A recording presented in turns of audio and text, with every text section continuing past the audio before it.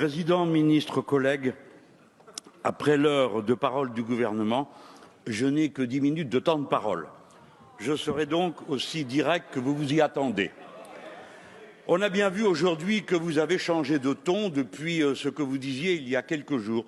Peut-être vous êtes-vous vous-même effrayé des conséquences de ce que vous avez déclenché. Alors, pourquoi attiser cette braise-là, Monsieur Édouard Philippe et Monsieur Macron? Vous avez décidé délibérément d'injecter une dose de poison de méfiance et de discorde dans les veines du pays. Comment osez-vous dire qu'aborder ce sujet, ce serait lever un tabou, en finir avec un déni de la réalité?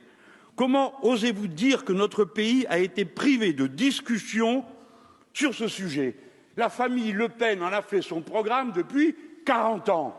Ça fait 40 ans que les mêmes arguments viennent sur la table, 40 ans qu'on fait les mêmes répliques et 40 ans que le peuple français prend ses dispositions électorales en parfaite connaissance de cause. Et le Parlement, il en parle à la moyenne d'un texte par an. Et depuis le début du quinquennat, c'est la 3e fois que vient devant cette Assemblée la question de l'immigration. Autant de bavardage aux conséquences cruelles pour ceux qui en subissent les conséquences. Et quel est le bilan de ce travail législatif? Voilà ce dont vous ne nous avez rien dit, Monsieur le Premier ministre. Quel est le bilan de toutes ces mesures? À quel moment a-t-il été fait? Et en particulier les vôtres, puisque vous avez fait 2 textes. Rien. On ne le sait pas. Personne ne le saura. Alors, on peut quand même se poser la question, si vous y revenez, c'est que le bilan n'est pas bon, sinon vous n'y reviendriez pas. Et si vous avez été mauvais dans le passé, pourquoi seriez-vous bon dans l'avenir? En réalité, nous sommes convoqués pour fournir le décor d'une nouvelle opération de propagande dans une campagne électorale permanente. À mon avis, le pays mérite mieux. Comme vous avez échoué à faire rêver d'être milliardaire, comme en traversant la rue on ne trouve pas de boulot, et comme les grands débats à répétition saoulent, vous remettez en circulation le grand lien social de notre époque, le moment de buzz permanent, la peur et la méfiance. La peur de tout le monde et surtout de ce qui est différent et imprévu. Vous avez choisi de faire, que vous le vouliez ou non, de nouveau de la figure de l'immigré, celle du bouc émissaire des problèmes du pays. L'immigré plutôt que le financier qui pille notre pays, sur lequel vous ne dites rien. L'immigré plutôt que le fraudeur du fisc qui vole chaque année 80 à 100 milliards à ce pays. L'immigré plutôt que les corrompus qui ont bradé l'industrie du pays à l'étranger. Oui, parce que quand les riches et les puissants fuient l'impôt en comparant, ils le font en comparant les régimes fiscaux pour profiter de notre pays sans prendre leur part d'effort à son existence. Alors il se figure que les pauvres font pareil en comparant les régimes sociaux. Avec vous, les étrangers sont adulés s'ils viennent spéculer sur nos richesses, mais ils sont montrés du doigt s'ils viennent en produire par leur travail. Le pays mérite mieux. Vous nous égarez dans une direction absurde. Il faut traiter les causes des problèmes qui se posent, pas se venger d'elles sur ses victimes. L'immigration est un phénomène en voie d'expansion dans le monde. D'expansion.